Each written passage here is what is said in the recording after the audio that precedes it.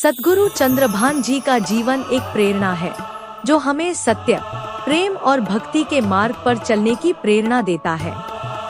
उनका जन्म भारत के एक छोटे से गांव में हुआ था और बचपन से ही उनके जीवन में आध्यात्मिकता और सेवा की भावना झलकने लगी थी। उन्होंने अपनी जीवन यात्रा को आत्मज्ञान और परमात्मा की प्राप्ति के लिए समर्पित किया।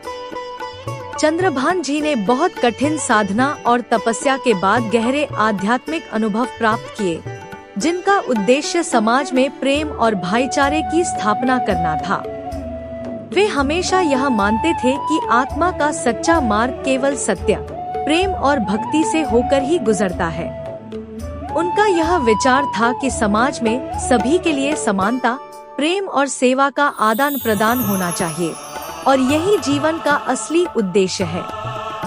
सद्गुरु चंद्रभान जी ने समाज में फैले हुए अंधविश्वास, भेदभाव और अन्य सामाजिक कुरीतियों के खिलाफ आवाज उठाई। उनका संदेश था कि बाहरी पूजा पाठ से अधिक महत्वपूर्ण है आत्मा की सच्चाई को जानना और परमात्मा से जुड़ना।